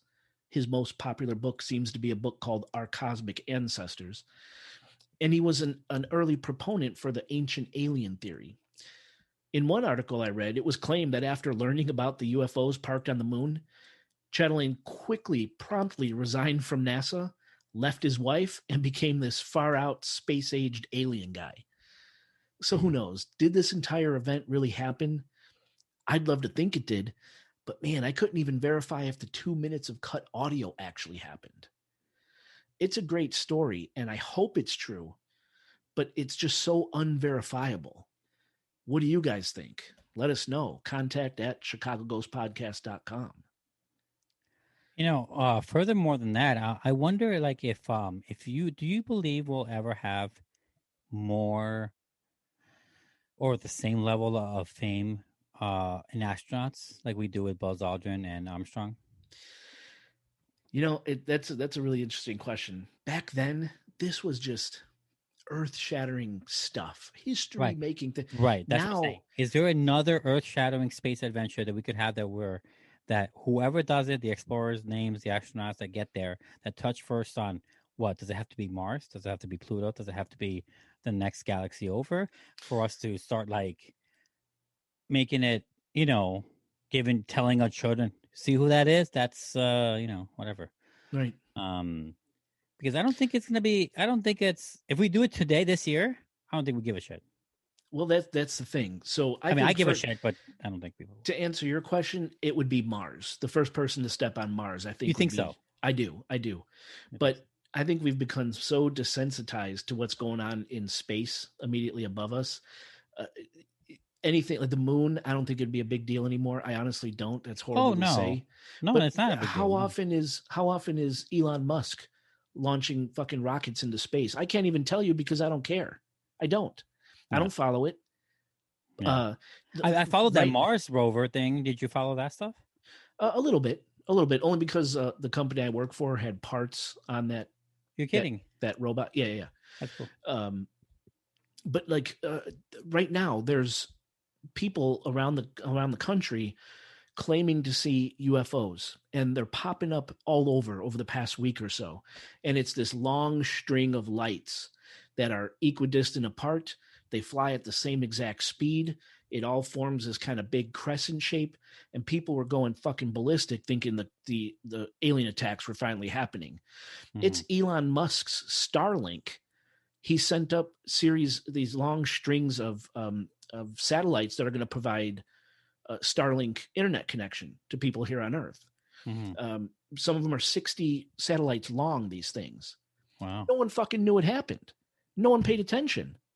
They're up there.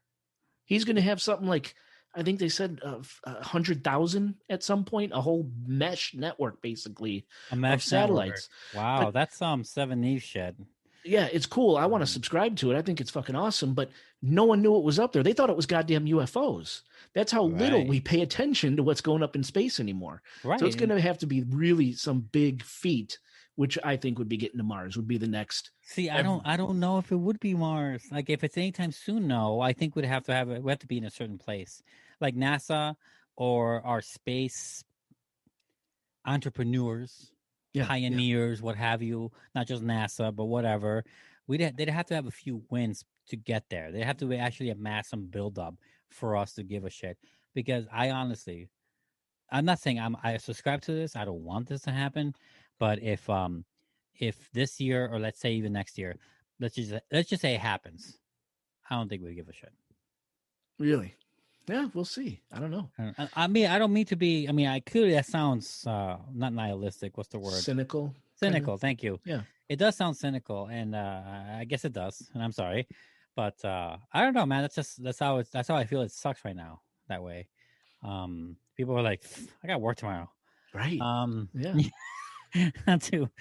I mean, I got work too, but I still would love to see that. I'm just curious if that kind of power is still there for space explorers types. You know what I'm saying? No, it's a very good question. It is a good question, and I don't know. I'm kind of with you. I think Mars would do it, but overall, I'm with you. I don't think anyone cares anymore. Yeah. What's the new series on Netflix? That's what everyone's about. For All Mankind. I think it's sad. Oh, wait, no. I thought you said Netflix. No, I'm saying the attitude of people is what's the new series on Netflix. I see. I thought you were going with a sentence. Have you heard of For All Mankind? Yes. That show on Apple TV? Yes, I love it. Oh, you've seen it? Oh, that's right. Because that one takes a different approach, right? Where like, what if we weren't the first to land on the moon, right? Correct. It was Russia, and it goes from there. And I've only seen the first episode. It's fantastic. I want to keep watching, but I hear it goes crazy awesome. So like, I can't wait to see it. I was binging it until Nico broke my goddamn Apple TV remote because he's Nico the Destroyer. So now I'm waiting for a new remote to be delivered so I could finish it. Do you know you can install an app on your phone that acts as a remote? I tried and it fucking sucked, so I deleted it. Why did it suck? It's super easy. Didn't work. But that's neither here nor there. But, oh, sorry. Yeah, I should. This is an external problem. But yeah, it is a great show. It's good. Yeah. Yeah, it's right here. My remote works fine. I'm just making fun of you. There was the one thing I was going to ask you. Do you remember what it was? I'm trying to remember. Well, I think you wanted to know, like, what do I think? Wait. So, okay. Now, let's imagine, first of all, great research. Let's imagine a future where, like, let's say we become like Star Trek Enterprise. We're one united nations. There's no there's no like 50,000 nations, one Earth, right? What do you think we should do with the moon? Should we leave it out alone there, like your mother's centerpiece on a table that never gets touched? Should we treat it as a farming colony? Should we actually live up there? Should we, half for the rich, half for the whatever? I don't know what people do. Should we commercialize it? Is it a way station? Is it a military base to leapfrog to other planets? What do you feel like we should do with the moon? I really think it should be explored more. I would love to see permanent colonies up there doing scientific research. If the outer space treaty stays intact, we should not need heavy duty artillery up on the moon. It should be for research. And let's face it, a Guantanamo Bay on the moon will happen. We just don't know how big. Let's face it, it's going to happen. It's sad, but probably true. You know what I'm saying? Based on our history, it's going to happen, and we're going to justify it however we do it, and we're all going to fucking be at peace with it because we have to. But besides that, you think you should focus primarily on the research. So you don't want a Las Vegas moon base, right? I don't want to look up at the moon and see a bright fucking neon sign. That would just be such a sad day. That would be a sad day. So besides research and stuff, anything else you would see? Like, as an example, like, let's say it happens within your lifetime. Never going to happen, but let's say it does. Because you're so old, you're so close to death already. I feel like it. That's what I mean, guys.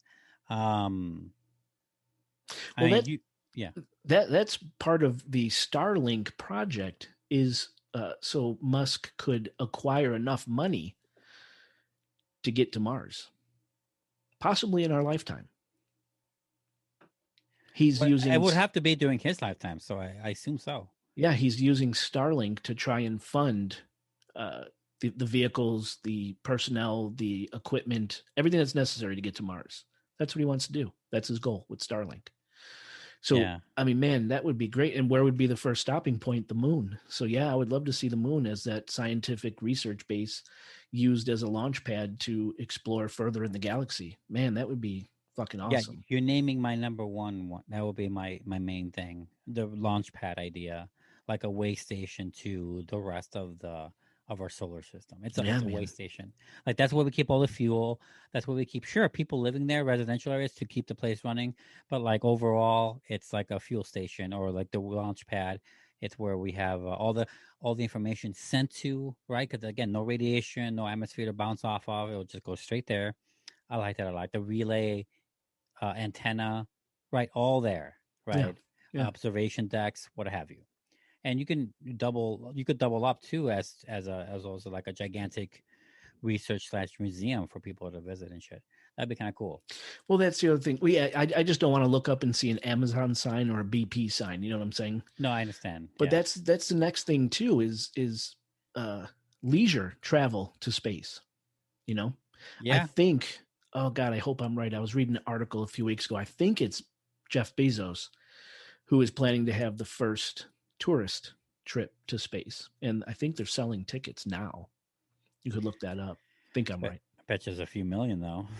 Yeah, fuck. I don't even fly in a plane. You think I'm gonna go up on a nuclear bomb? Oh, that's bomb? right. That's fuck that. I forgot about that. You can't take no fucking car there. Send me a selfie. I'm not going.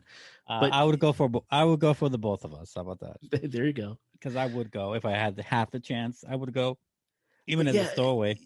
if those flights are planning to actually land on the moon, land tourists on the moon, what tourists do here.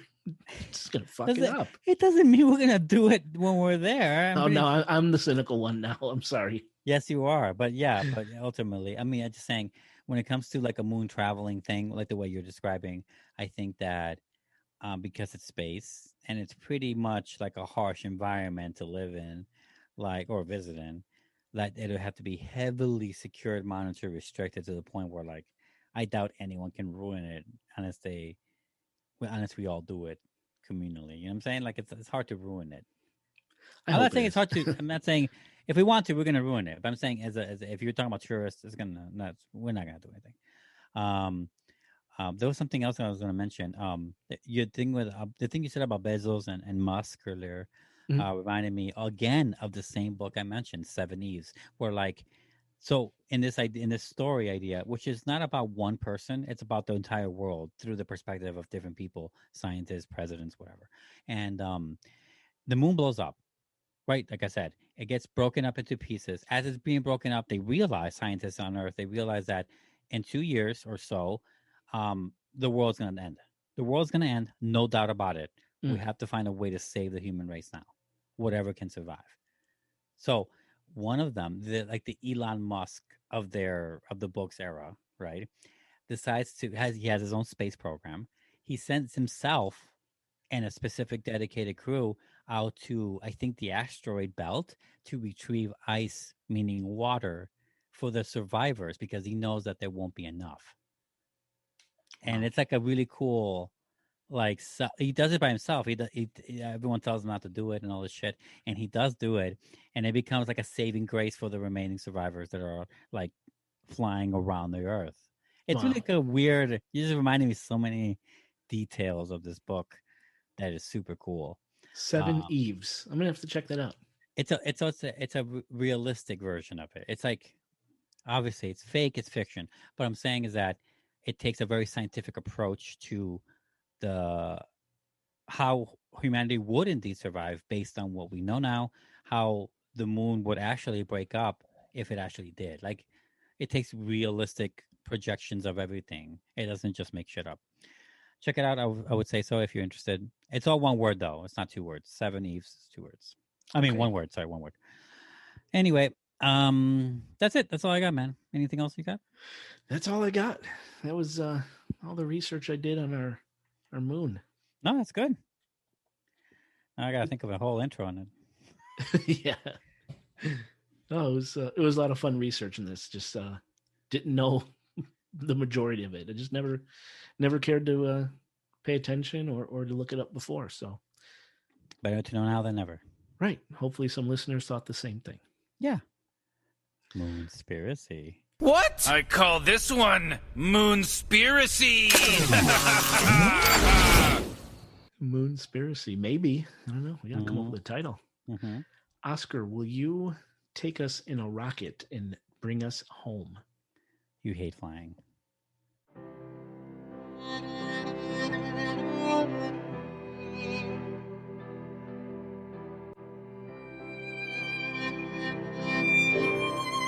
Anyone old enough to remember the day men landed on the moon probably also remembers the reporting of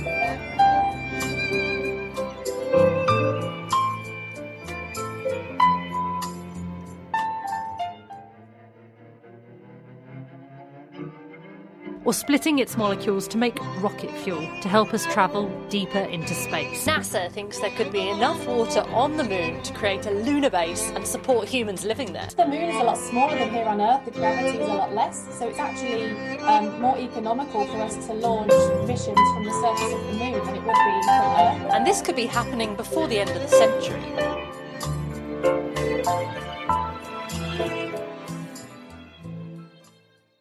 Oh, dude, I did the same thing. Dude, these nights are getting rough. Rough. I love saying that. How are you, man? Okay, I'm a little drunk. Oh, me too. This is going to be good. Wait, are you really? Yeah, dude. I'm just going to sit down. I'm going to pop on this new Michael B. Anthony? B. Jordan. Yeah. You saw Without Remorse. Yes. It was okay. It was okay. Yeah. I didn't get all the hubbubaloo that everyone was talking about. No, I don't know what people are saying. I haven't heard anyone who's talked about it positively, but all I know is that Amazon Prime has been promoting that movie as the #1 streaming movie in America. But that doesn't mean it's good. Yeah, that never means it's good. The #1 movie in every year is always like a shitty blockbuster that no one likes. Like it's like some of the action was cool and whatever, but like dialogue. Yeah, no, I know. Yeah, it was kind of rough. So I fell asleep. That's the point. I fell asleep. No. Yeah, Ralph and I talked about it. We didn't review it, but we talked about it. Yeah, we were like, no, we didn't. We were like, it's okay, whatever. And like, it could have used better action. What's better that's out right now? I fell asleep watching this too. Of course. Dude, nights are not my friend anymore. There's a new Son of Sam, like a miniseries on Netflix. Oh. And it really dives into the cult aspect of Son of Sam. We talk about the satanic cult thing. Yes. Kind of like the web. And that made me remember, I'm like, fuck, the web, the spider web that we've been weaving. So and I've only gotten into a show and a half. And you've been weaving it. Yeah. I have no idea where it leads. I completely fucking forgot about it, man. But I'm really excited to see where this one goes because that's where it's headed. It's headed into the death of Michael Carr, the satanic connection, California, Manson, how it all ties together. I'm like, my God. You should really finish yours. I know. It's been over a year since you did the last entry. I feel so guilty. Oh, I'm sorry. I'm not meaning to make you feel guilty. You're right, though. That I'm sure that the statute of limitations is past due, but it's not like expired, but it's nearly expired. I know. You really get on that. And you gotta do a whole opening just like to recap. I know. Oh God. I mean, that's not too hard. It was the strangest thing. I wrote it in like 2 days. It just came to me. Nice. The story flowed. That's cool. Information was there, and it just went. So that's probably one of the easiest episodes I think I've ever wrote. Part 2 is going to be a little more difficult. But by then you might be done, right? Probably. Yeah.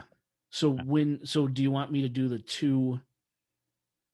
So, yeah, we can do your 2 because we just did a part 2 of mine, right? So we can do Moon, Nostradamus. Mine will be done definitely by then. Part 1 will be done by the time the first Nostradamus is out. Okay. For sure. Because I'm already going. I'm already like 10 pages in. Is there karate and horror movie out there? It's got to be something. Mortal Kombat is the only thing I can think of. Oh, have you seen the new one?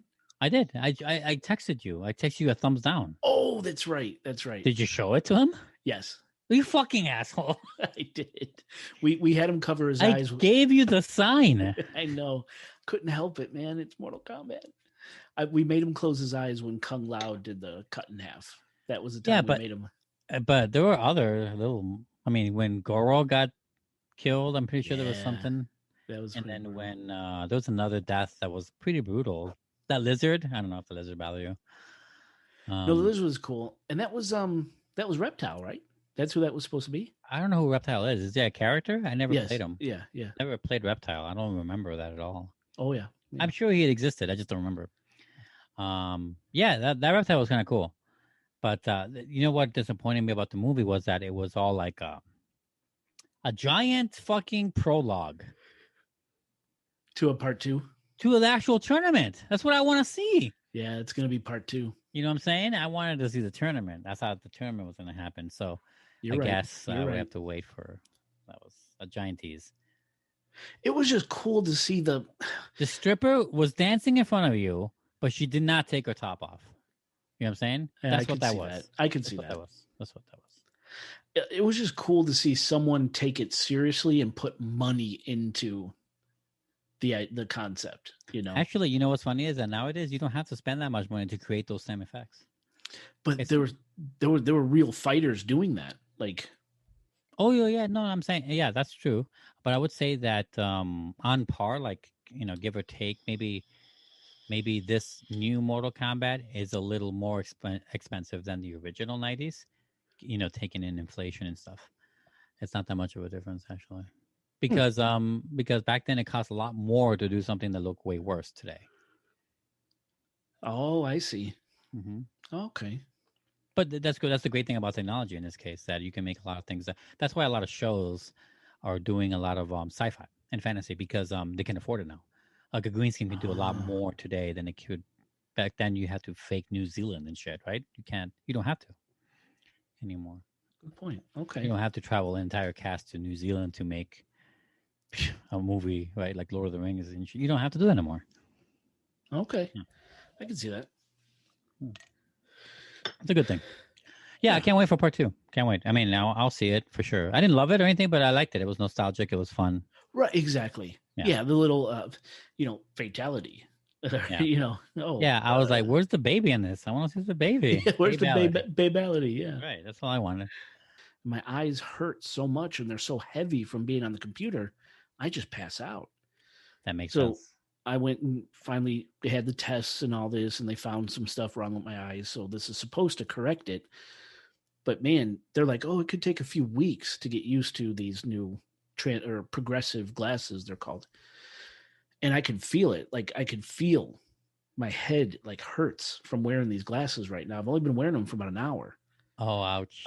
So hopefully I can get through this script, but at the end of the day, after a while, they're supposed to correct everything. And I forgot what my point was. What about, no, I get it. You're trying to sleep. You're trying not to sleep at night doing movies. Yes. So hopefully these glasses will stop my eyes from being so tired at the end of the day. And what about, have you ever thought about, maybe, I know this is a little far-fetched, and you have the glasses already, but you ever thought about like printing the scripts out? I'm afraid of the rustlings. Oh, I mean, it'll look official, like like a news report, like a news report. But like, what's that old dude that announced JFK's thing? Oh, Walter Cronkite. Walter Cronkite, yeah, it'll be like Walter Cronkite. There we go. There you go. It's perfectly normal. Paper shuffling is archaic. Young kids listening to the show, be like, "What is that noise?" That's a good point. It'll be fun. It'll be fun. It's almost like ASMR. I know it's not the whisper thing, but it's like satisfying sounds. You know what I mean? Yeah. It'll tap into the smell of paper. Like it won't be a bad thing. It's not like you're beating a cat and shit. Like it's a huge difference in sound. I think I've thought about it. I have thought about it. Yeah, it'll work for you. Wait, it's what I mentioned. What? I was gonna say, like, what if I put in "I'm Blue" by that song "I'm Blue" by that Russian band Eiffel 66 or whatever? I have no idea who that is. Oh my god, really? Oh no, I thought you would be with me on that joke.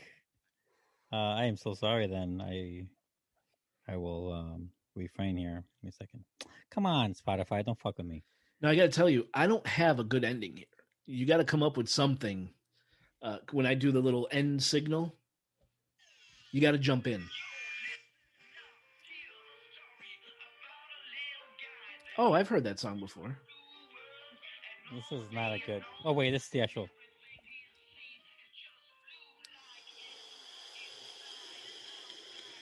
Oh my god, they're fucking with me. They don't even have the song.